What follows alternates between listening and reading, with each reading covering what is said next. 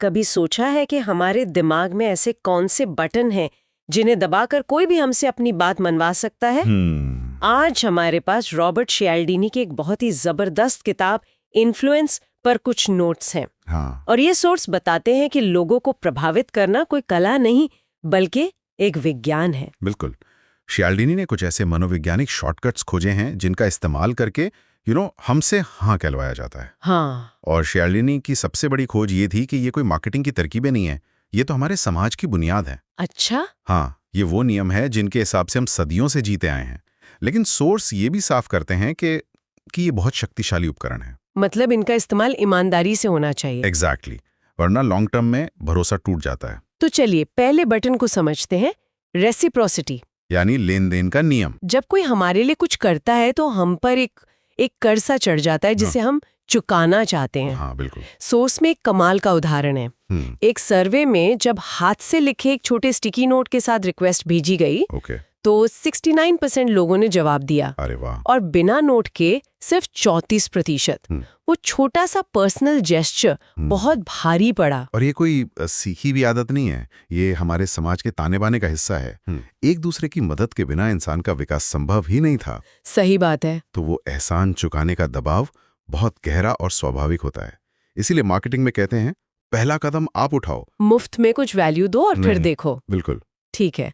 तो लेन देन तो समझ आता है, पर कई बार हम ऐसे काम क्यों करते हैं जिसका हमसे कोई सीधा लेना लेना नहीं होता, सिर्फ इसलिए कि बाकी सब कर रहे हैं? आप दूसरे सिद्धांत पर आ गई, सोशल प्रूफ। Social proof. जब हम कंफ्यूज होते हैं तो हम ये देखकर फैसला करते हैं कि दूसरे लोग क्या कर रहे हैं। सोर्स में एक होटल का एक्सपेरिमेंट है। जब उन्होंने मेहमानों से कहा पर्यावरण बचाइए तो ज्यादा असर नहीं हुआ। ओके। पर जब कहा 75% मेहमान इसी कमरे में तौलिया दोबारा इस्तेमाल करते हैं तो तौलिया दोबारा इस्तेमाल करने वालों की संख्या बहुत बहुत ज्यादा बढ़ गई। वाह।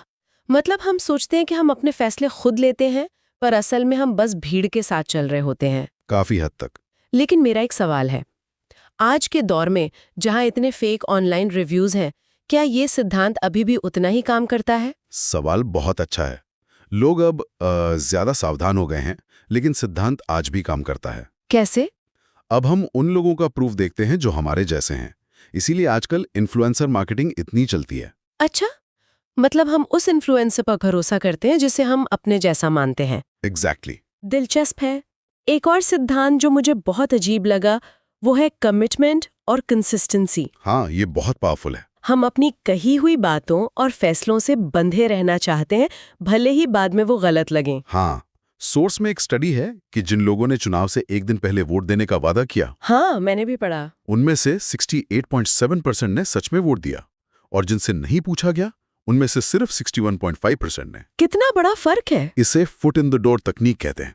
एक छोटी हाँ से शुरुआत करो तो बड़ी हाँ मिलना आसान हो जाता है। एक बार किसी ने खुद को एक मददगार या अच्छा नागरिक मान लिया तो वो उस इमेज को बनाए रखने के लिए आगे भी हाँ कहता है। और आखिरी सिद्धांत जो शायद हम रोज देखते हैं, स्कैर्सिटी, यानी किसी चीज की कमी। हाँ, जो चीज कम होती है वो हमें ज्यादा कीमती लगने लगती है। मुझे याद है जब कोई लिमिटेड एडिशन स्नीकर लॉन्च होता है, लोग पागल हो जाते हैं। बिल्कुल। सोर्स में न्यू कोक का क्लासिक उदाहरण दिया है। अरे हाँ, जब तक ओरिजिनल कोक था किसी को परवाह नहीं थी। जैसे ही उसे बंद करने की घोषणा हुई, वही पुराना कोक अचानक सबके लिए अनमोल हो गया। सही में। ये हमारे दिमाग में बसे लॉस अवर्जन से जुड़ा है। हमें कुछ पाने की खुशी से ज्यादा कुछ खोने का डर प्रभावित करता है। अच्छा। इसीलिए मौका हाथ से न जाने दें या सिर्फ 2 पीस बचे हैं जैसे लाइनें इतनी असरदार होती हैं। ये आपको सोचने का मौका नहीं देती, बस एक्शन लेने पर मजबूर करती हैं। बिल्कुल।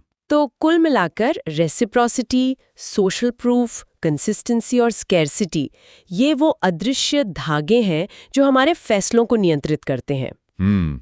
ये जानना एक तरह से डरावना भी है और ताकतवर भी। सही कहा। और जाते जाते सोचने के लिए एक बात बताइए। अब जब इन सिद्धांतों के बारे में पता चल गया है तो अपने आसपास की दुनिया को इस नजर से देखें। अगली बार जब कोई कहे ये ऑफर सिर्फ आज के लिए है तो एक पल रुककर खुद से पूछें, क्या मुझे सच में इसकी जरूरत है, या सिर्फ मेरे दिमाग का स्कैर्सिटी वाला बटन है जो दबाया जा रहा है।